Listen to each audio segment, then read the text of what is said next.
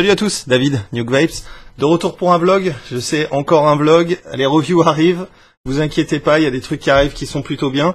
Je voulais faire un petit vlog vite fait parce que j'ai une annonce à faire assez importante pour la suite voilà, de Nuke Vapes et de tout ça, des reviews et de ces choses-là. Donc j'ai cette annonce à faire qui va être voilà, qui est importante, qui est un projet que j'ai maintenu secret jusque-là, mais qui me tient vraiment à cœur. J'en ai pas parlé parce que voilà, j'aime bien parler des choses une fois qu'elles sont faites, pas quand elles sont en train de se faire, parce que si ça se fait pas, on a l'air d'un abruti. Donc voilà, là c'est fait, c'est dans la boîte. On va en parler pendant ce vlog, hyper important. On va parler aussi un petit peu de matos. On va parler de trucs que j'ai reçus qui sont plutôt intéressants, que j'ai reçus là la semaine dernière et cette semaine. Donc je vais vite fait vous les montrer. On va parler un petit peu des specs et tout ça, sans trop rentrer dans les détails. On aura une review complète pour ça un petit peu plus tard. Bien sûr, on va annoncer le gagnant du concours de liquide, qui est voilà, il va y avoir un gagnant. Je vais faire le tirage au sort là sur random.org comme d'habitude pour tous les gens qui ont participé. À ce sujet, avant qu'on attaque le tirage au sort et tout, qui sera à la fin de la vidéo, j'aimerais vous remercier pour tous les commentaires que vous avez laissés sur le blog, sur le site nukevapes.com. Je trouve ça, voilà, je trouve ça édifiant en fait. Il y a plus de 600 témoignages sur le vlog maintenant, juste sur ce post-là. Il y en a peut-être certains que je vais prendre et que je vais mettre dans les témoignages des lecteurs parce que c'est des histoires qui sont assez longues et argumentées et un peu insolites, qui sortent un peu de l'ordinaire. Il y en a d'autres qui sont aussi très bien, et simplement le fait voilà, d'avoir cumulativement comme ça plus de 600-700 personnes sur le même site témoigner du succès de l'e-cig, je trouve ça édifiant, je trouve ça vraiment bien à montrer aussi aux gens qui sont encore dubitatifs de la qualité de l'expérience. Je vous conseille voilà, si vous avez des amis fumeurs qui vous disent ah mais non ça marche pas, c'est de la connerie, c'est du marketing, orientez-les vers ce genre d'article où vous avez beaucoup de personnes au même endroit qui ont témoigné du succès de l'e-cig, et peut-être que ce sera le petit truc qui va suffire à les convaincre. Peut-être que sur 30 histoires qu'ils vont lire, il y en a 29 qui vont les ennuyer à mort, et il y en a une qui va vraiment leur faire comprendre, et ils vont s'identifier à ça, et peut-être que ça va être utile pour eux. Donc je vous invite grandement à le faire avec vos amis fumeurs ou avec les amis qui sont voilà, en train de se demander s'ils vont pas passer à la vape. Ça pourrait être un bon moyen de finir de les convaincre. Voilà, donc ok, donc on va parler matos un petit peu. Alors déjà on va commencer par ce que j'ai dans la main. Donc ça c'est une Anabox. Donc c'est une boîte en alu, c'est de l'aluminium billet, donc c'est de l'aluminium taillé dans la masse. Genre qualité aircraft, c'est du 60-61, anodisé, avec à l'intérieur un DNA30, avec le petit écran qu'on voit ici. Un petit port de charge USB sur le côté, donc c'est du micro USB. Il est fourni avec son câble, donc il est fourni avec un petit enrouleur comme ça, un petit câble micro USB avec un enrouleur, tout ce qu'il y a de plus classique. Et à l'intérieur, enfin à l'extérieur surtout, on voit qu'il y a deux vis de chaque côté.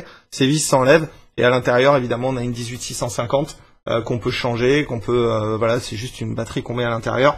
Soit on peut décider de jamais la sortir de la boîte et de toujours brancher en USB. Si on a un problème avec USB, on peut toujours changer la batterie, la charger avec un chargeur. Le switch, en fait, me rappelle, et c'est pas faire peu de compliments que de dire ça me rappelle un petit peu le switch du Pipeline Pro dans le retour qu'il y a dedans. Et la taille du switch en lui-même, c'est des petits switches en métal rond comme ça. Ils sont très agréables. Alors, ils sont un tout petit peu, ils ressortent, mais ils sont quand même dans une cuvette à l'intérieur, donc il n'y a pas vraiment de chance de les activer par erreur. J'ai utilisé ça pendant maintenant une bonne semaine. Je suis vraiment content. On a même un petit trou de ventilation pour la batterie en dessous. Je suis vraiment content de cette box. Quand je l'ai reçue, la connexion était un tout petit peu de biais en fait. Enfin très légèrement, c'est vraiment très sensible, mais ça se voit pas trop. Tout ce que j'ai fait, c'est simplement finir d'enfoncer le plot à l'intérieur. Ça peut arriver, hein, c'est des box qui sont faites à la main, donc c'est même plutôt rare d'avoir des trucs qui sont droits. Mais là maintenant, voilà, ça y est, j'ai remis ma connexion droite, et elle est droite en tout point, elle est parfaitement perpendiculaire, et ça c'est bien. Le poids en lui-même, ça reste un petit bout de métal assez lourd dans la main.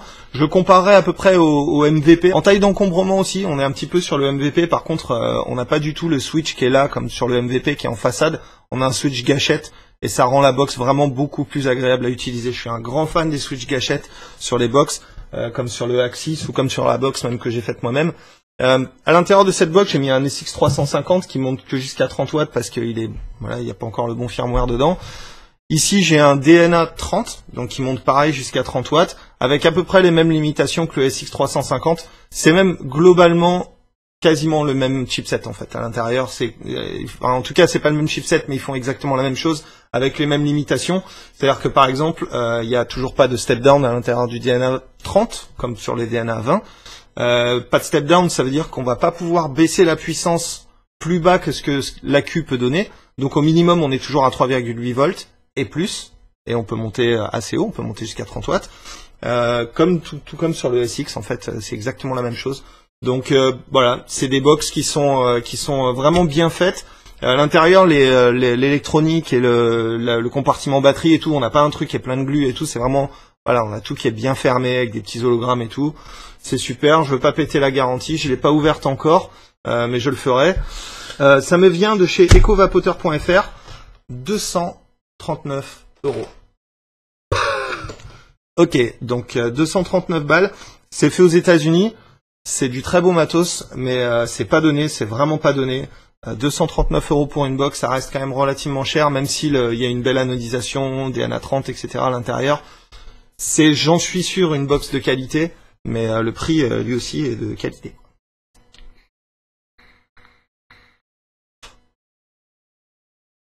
À l'intérieur du ProTank, de l'aérotank Mega, va falloir que j'arrive à me corriger, je les appelle toujours des ProTanks, c'est un aérotank. À l'intérieur de l'aérotank, j'ai du NKV Black, et je vous dirai après ce que c'est. Donc voilà, c'est ce que je suis en train de vaper. Un autre truc que j'ai reçu, plutôt carrément dans l'autre côté de l'échelle, c'est ça. C'est le Vapor Zeus de Vapor for Life qui m'a été envoyé par isig-shop.fr. On va vérifier quand même. isig-shop.fr qui m'a envoyé donc le Vapor Zeus de Vapor for Life. C'est une exclue, il n'y a que eux qui ont ça. En fait, le Vapor Zeus, ça a été créé par Vapor for Life, qui est une compagnie qui fait des batteries et des isig depuis quasiment le début en fait, qui avait fait le Vapor King, etc.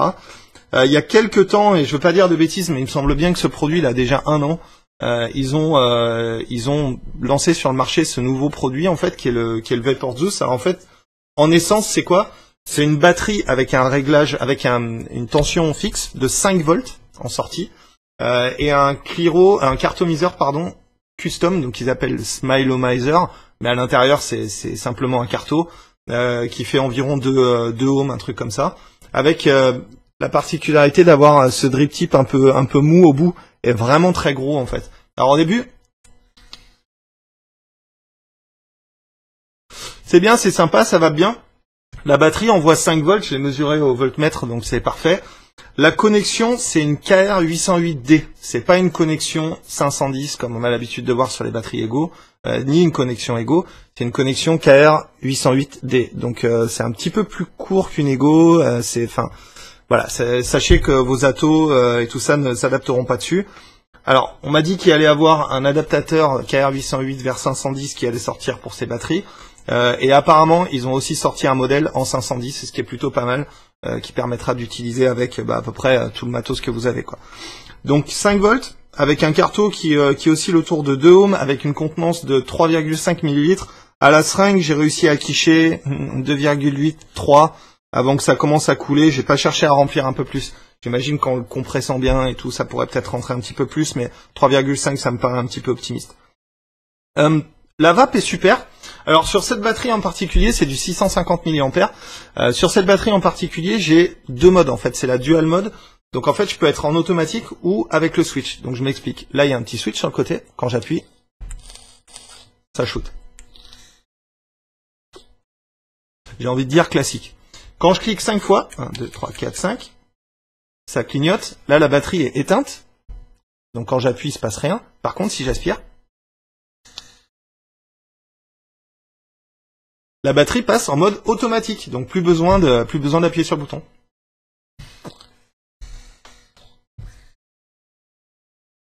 Et là, on peut vraiment la tenir comme un cigare. Si mon père avait pas arrêté de fumer, c'est typiquement le genre de produit que je lui aurais conseillé en fait. Parce que ça marche plutôt bien, ça envoie 5 volts. À l'intérieur, c'est un carto qui est C'est surprenant, mais il est assez facile à remplir en fait par le haut, tout simplement. Il absorbe assez vite le liquide.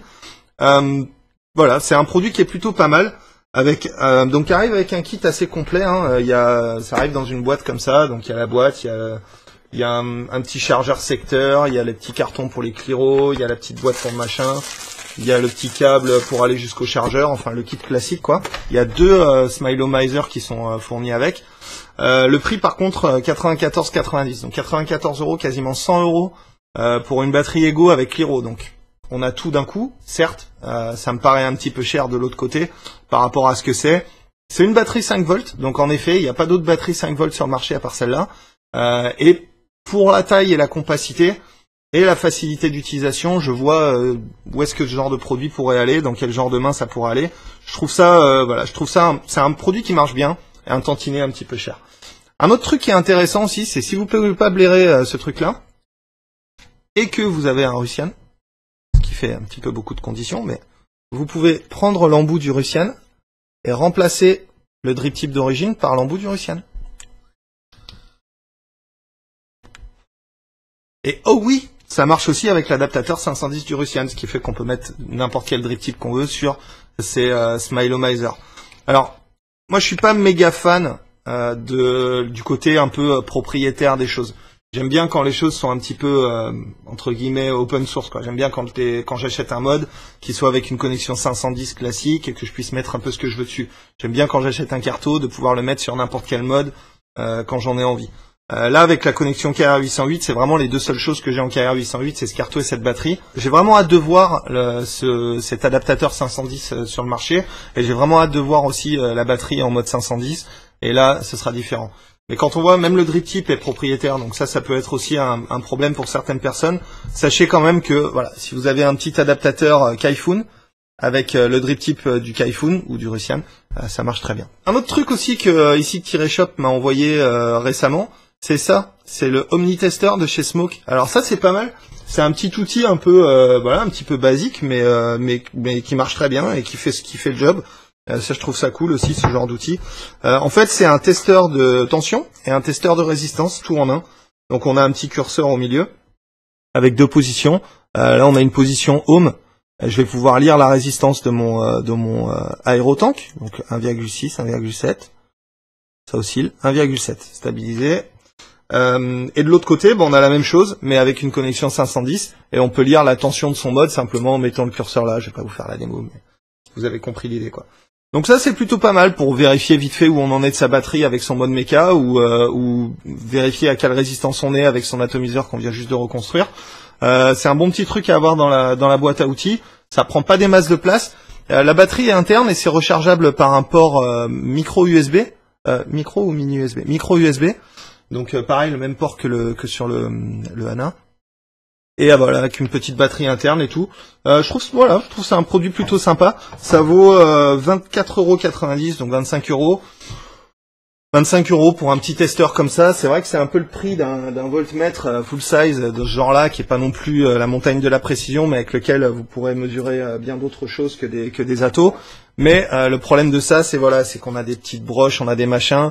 On a vite fait de faire un court-circuit sur un mode méca en prenant la tension sur le port 510. Là au moins il n'y a pas de problème, c'est simple à utiliser.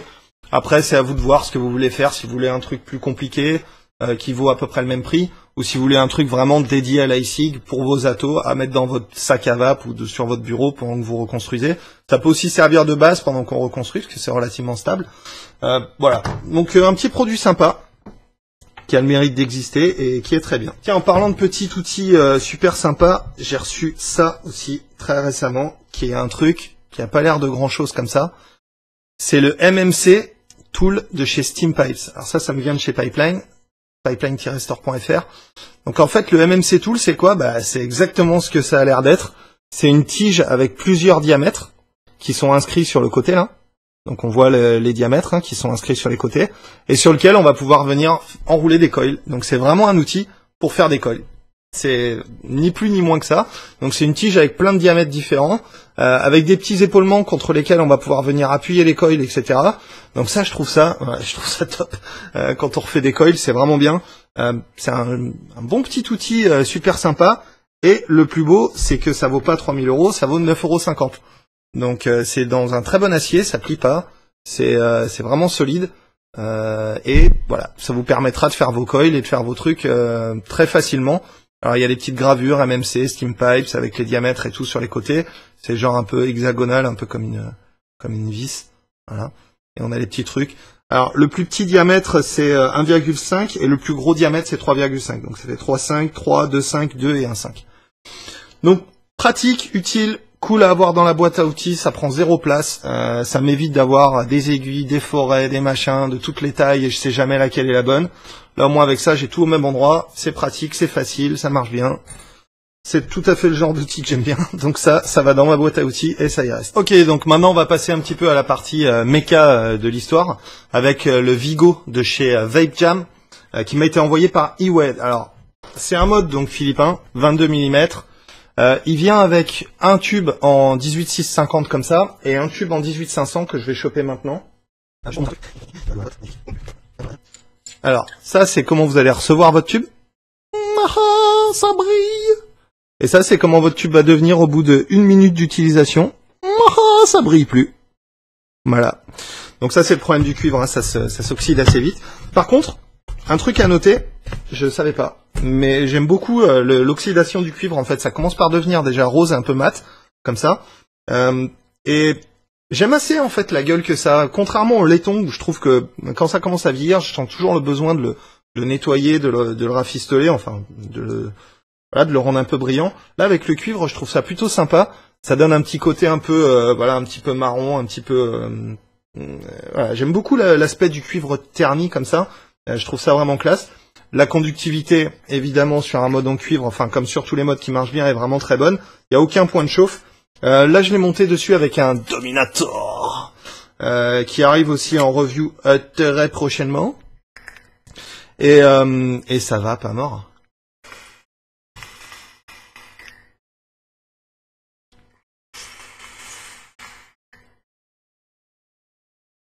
Bon, évidemment, je suis en power vaping, évidemment, j'ai les trous ouverts à fond, évidemment, j'ai une résistance assez basse, et évidemment, j'ai une bonne batterie à l'intérieur, parce que j'ai pas envie de me faire péter la tête avec une batterie pourrie. Donc, à l'intérieur, là, j'ai une AW, en résistance, je suis autour de 0,4 ohms. Donc, l'AW peut peut-être tout à fait le prendre. D'habitude, je suis plutôt avec une Sony VTC4 à l'intérieur de ce mode. Là, aujourd'hui, voilà, la VTC4 est en charge. J'ai une AW à l'intérieur. Ça marche, ça marche. Le switch est totalement régalade de créma. Alors il a une course d'environ 2 mm, ce qui est pas une course complètement inexistante, qui est pas non plus une course hyper profonde. C'est juste ce qu'il faut. Le verrouillage du switch, un quart de tour. Donc là je suis verrouillé. Verrouillé. Et là, tac, je suis déverrouillé. Verrouillé. Déverrouillé. Magnifique. Donc ça marche vraiment bien. Thumbs up. J'adore la gravure, un petit peu le côté chevalier du truc. Je trouve ça plutôt cool. Alors évidemment, il y a tout le lot de ce qu'il y a dans tous les modes mecha qui fonctionnent bien. Pin flottant, plot réglable à l'intérieur pour régler le jeu de la batterie. J'ai vu sur le site qu'il y avait un réglage du Delrin. J'ai pas réussi à le faire bouger ce truc-là, donc il va falloir que je regarde. D'où l'intérêt du first look et ensuite de la review, c'est que la review je saurai pour de bon comment ça marche. Après le switch est en laiton, le reste c'est du laiton plaqué argent ou du cuivre plaqué argent, je crois que c'est du cuivre plaqué argent à l'intérieur. Il y a donc ça c'est les plots avec la petite vis et tout. À l'intérieur pareil, on a le set de hop, vous allez rien voir du tout, c'est pas grave. À l'intérieur on a le set de plots classique. Les pas de vis sont très fins. C'est pas du 20 par 1, on m'a posé la question sur Facebook, c'est pas du 20 par 1, c'est pas le même pas de vis que sur le PAPS. C'est plutôt comparable au pas de vis qu'on a sur le Nemesis, c'est un pas de vis vraiment très très fin. Vous allez rien voir là non plus. C'est un pas de vis vraiment très très fin et c'est pas du 20 par 1, donc vos kits hybrides s'adapteront pas là-dessus. À noter par contre que la nécessité d'un kit hybride sur un mode dont le top cap fait voilà à peine je dirais 5 mm d'épais, même pas. Voilà, c'est pas tellement utile. Hop, une dernière latte, et ensuite on va passer au vif du sujet. Oh yeah!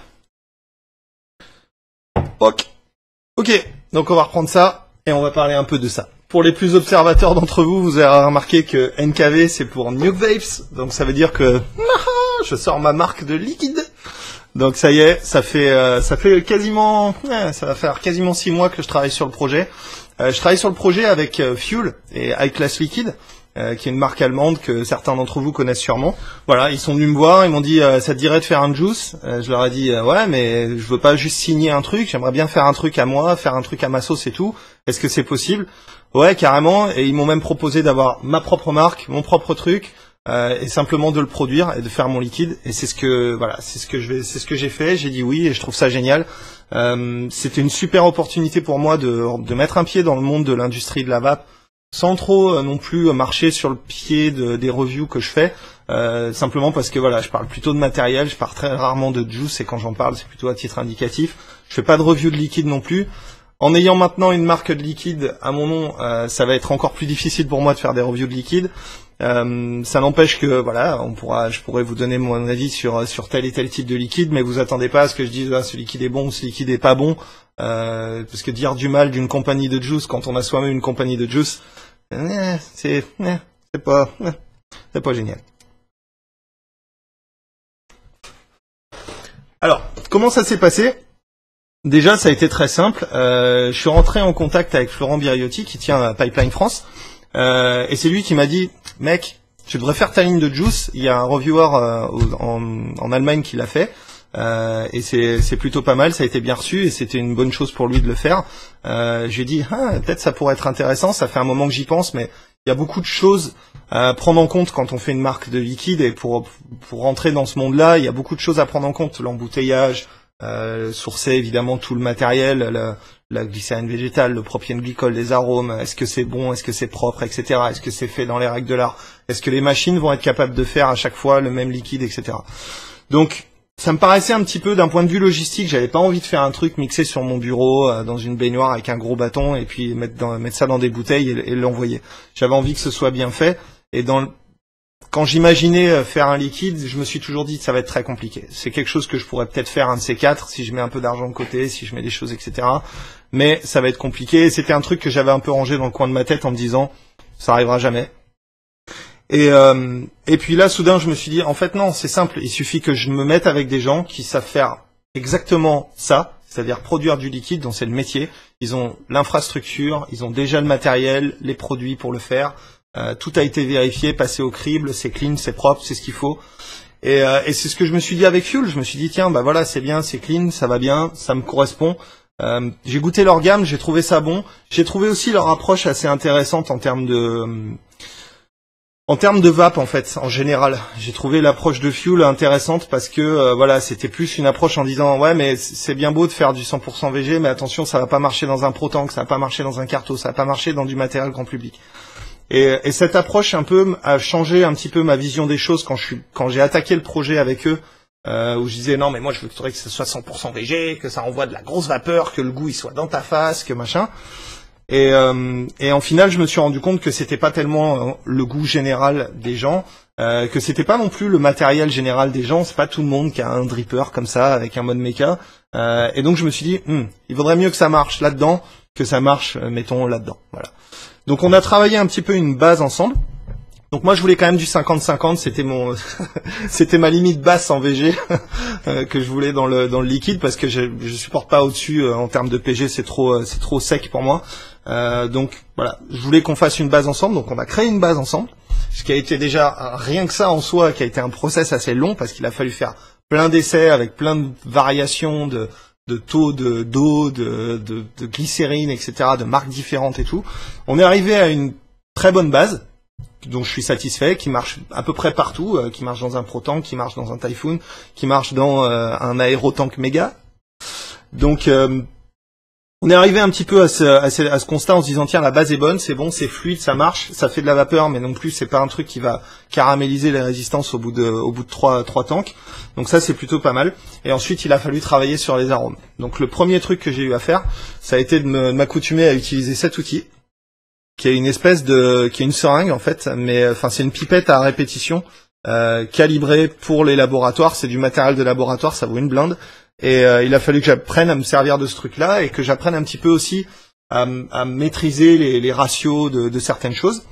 J'ai créé mes propres conceptions, mes propres liquides à l'intérieur, un peu comme on ferait un DIY comme ça sur son bureau avec un peu de base, un peu d'arôme, etc. Et ensuite, une fois qu'on en est arrivé là, j'ai envoyé mes recettes à l'usine et aux chimistes qui travaillent là-bas pour vérifier qu'on avait les bons taux, pour faire des tests, etc. Des tests un petit peu plus longs, un petit peu plus poussés sur le liquide. Et eux ensuite ont apporté leur lot de modifications en m'envoyant des samples à chaque fois. Donc c'est pour ça a été un process assez long entre l'Allemagne et moi pour faire le truc. Et finalement, voilà, on est arrivé à sortir. On a 3 liquides qui sont, à mon sens, qui sont bien. Il y en a 2 qui sont vraiment prêts, qui sont comme il faut. Il y en a un qui est encore en stade. Voilà, le NKV Green, il est encore en stade de... J'aimerais voir encore ce que ça donne un petit peu avec le temps, parce qu'évidemment, il y a un processus de steep aussi qui est vraiment à prendre en compte avec le juice. Alors, pour ceux qui ne savent pas, le steeping, c'est la maturation du liquide. Quand on vient de mélanger un liquide et qu'on le vape immédiatement après, pour ceux qui font du DIY dans l'audience, vous le savez, il faut toujours attendre un petit peu. Des fois, c'est 1 semaine, des fois, c'est 2 semaines. Avec certaines saveurs, ça peut être bien immédiatement. Mais généralement, quand c'est bien immédiatement, 1 semaine ou 2 semaines après, c'est totalement invapable. Donc, ce que j'ai essayé de faire, c'est d'avoir un liquide où il y a le moins d'arômes possible, pour le maximum de goût possible. Donc, on a essayé de rester en dessous de la barre des 5% d'arômes à l'intérieur du NKV, ce qui est le cas pour la plupart. Il y en a où ça a dépassé un petit peu, on est à 6%, mais ça reste pas énorme. Je mets pas de colorant à l'intérieur, je voulais pas de colorant. En fait, au début, je voulais des colorants. aka le NKV Red qui ici pour le coup est rouge. C'est pas un truc de production, c'est un truc que j'ai fait chez moi ça. Mais voilà, en y réfléchissant et en me demandant l'utilité de mettre un colorant à l'intérieur de mon juice, je me suis dit ça sert à rien de mettre du colorant puisque de toute façon le colorant va pas changer le goût, ça change juste l'aspect et finalement l'aspect du liquide ça reste quelque chose de très de pas très important. Je sais que pour certaines personnes ça va l'être parce que c'est le visuel, c'est important d'avoir du visuel, etc. Mais je voulais, dans l'ère dans laquelle on va arriver de toute façon en termes de liquide et en termes de législation et en termes du futur de la vape, de ce que la vape va devenir d'ici quelques années, je pense pas qu'on se dirige vers une ère de on va mettre des paillettes et de la couleur à l'intérieur des liquides. Je pense qu'on va aller de plus en plus vers des liquides de plus en plus clean, de plus en plus propres, de plus en plus contrôlés aussi, ce qui est une bonne chose. Et avec le moins de choses pourries à l'intérieur que ce qu'on peut mettre humainement, quoi. Voilà. Si ça sert à rien de mettre un truc à l'intérieur d'un liquide, si c'est pas pour soit avoir, si c'est pas de la nicotine ou si c'est pas juste une question de goût, quoi. Si c'est une question juste d'aspect ou de viscosité, j'ai pas envie de mettre des trucs en plus dans mon liquide. Et c'est ce qu'on a fait. À noter aussi qu'il n'y a pas d'alcool non plus dans ce liquide-là, donc on n'a pas mis d'alcool. Donc il n'y a pas d'alcool, il n'y a pas de colorant, il n'y a pas d'eau, il n'y a pas de tout ça en fait. Il y a juste de la glycérine végétale, du propylène-glycol et des arômes. C'est ce qu'on a essayé de faire, c'est ce qu'on a fait. On a fait un jus le plus propre possible, avec le meilleur goût possible. Alors je vais vous parler un petit peu vite fait des saveurs, des trucs qu'on a fait. Même si je m'étendrai pas sur le sujet dans toutes les reviews, c'est un peu une digression. C'est d'ailleurs pour ça que les liquides s'appellent pas Nuke Vapes. Il s'appelle NKV parce que c'est un truc à part, c'est un truc que je fais pour moi, qui est en dehors des reviews, qui est en dehors de tout le reste. Ça reste mon petit travail et c'est j'espère ce qui va pouvoir me permettre de continuer à être dans l'univers de la vape à 100%, pouvoir continuer à faire mes vidéos, pouvoir continuer à donner des conseils aux gens sur YouTube, sur Facebook, etc. et sur mon site, et continuer à faire ce que j'aime, être dans la vape et voilà. Évidemment les goûts sont subjectifs, je fais pas de review de juice, je vais pas commencer par faire des reviews de mon propre liquide pour vous dire qu'il est bon, ce serait débile. Ce que je vous invite à faire c'est à le goûter quand ça sortira. La question de quand ça sortira, c'est encore point d'interrogation, c'est en train d'être fait, il va y avoir un pré-launch jeudi cette semaine au Pipeline Store à Paris, à Batignolles. On va faire c'est pas vraiment un pré-launch, mais disons qu'on va avoir quelques bouteilles là-bas pour pouvoir tester. Donc si vous voulez goûter le NKV, rendez-vous à la boutique, quoi. Rendez-vous à la boutique Pipeline. Vous pourrez venir et tester un petit peu les NKV Red, NKV Black. Ce sera les 2 saveurs qui seront là. À noter qu'elles seront pas stippées encore. Vous devrez les garder un petit peu chez vous, attendre 2 semaines et ensuite pouvoir les vaper, mais vous aurez les premières bouteilles. Je combine ça avec les 1 an, en fait. Il y aura une petite teuf là-bas, il y a une espèce de vapéro qui est en train de se préparer, qui va être plutôt pas mal. À l'occasion, il y aura beaucoup de reviewers qui seront présents. Il y aura Céléane qui sera là. Il y aura Yann Kounen aussi qui sera là pour parler un petit peu de son film et puis simplement voilà traîner, vaper avec tout le monde et tout, ça va être cool. Lui il rate pas une seule occasion de vaper sur Paname. Et puis voilà, et ça va être cool. Donc ça commence à 18h, ça finit à 22h officiellement. Officieusement, je sais pas, ça pourrait finir à 5h du matin. C'est rien, ça va dépendre de plein de choses. Donc je vous attends là-bas nombreux, évidemment. Je serai sur Paris toute la semaine, de toute façon. Donc voilà, je suis sur Paris à partir de mardi jusqu'à vendredi. Je dois aller voir Yann, je dois aller au Pipeline Store, je dois aller voir mon frère, je dois faire plein de trucs. Donc voilà, ça va être une semaine bien remplie. ça va être très cool. J'ai vraiment hâte d'y être. Donc je vous attends là-bas, je vous attends nombreux au Pipeline Store. Ok, donc maintenant on va passer au résultat du concours pour les 9000 abonnés et bientôt le concours des 10 000. Le concours des 10 000, ça va être un truc juste fou furieux en termes de matos et de dons. Je crois que ce sera un truc jamais vu sur une chaîne de vape, en tout cas. Donc ça va être vraiment cool, ça va être un super événement pour les 10 000. On va y arriver probablement cet été, si tout va bien. Donc voilà, j'espère que pour les 10 000 vous serez là aussi, on va se faire un super concours, mais en attendant on va faire le résultat du concours des 9000, c'est parti tout de suite, on ne perd pas de temps car wow, c'est le top, c'est tout de suite, c'est parti. Ok, donc aujourd'hui on va pas faire avec random.org, je vais utiliser un plugin qui s'appelle Pick Giveaway Winner, qui est un petit plugin WordPress qui est beaucoup plus pratique pour moi. Donc c'est parti, alors je sélectionne l'entrée, le vlog 17, le nombre de gagnants, 1. J'efface les entrées multiples, mais je garde quand même une seule entrée, voilà. Et ensuite, on va cliquer sur Pick Winner, et le gagnant est...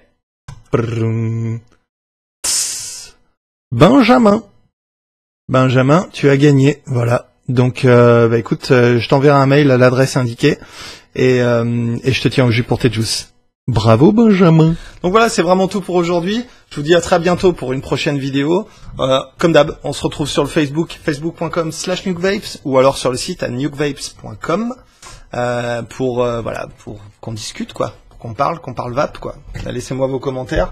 Le gagnant du concours, je te contacte par mail direct, comme ça c'est fait. Comme ça tu sauras que tu as gagné le concours et tu me donnes ton adresse et je t'envoie le truc.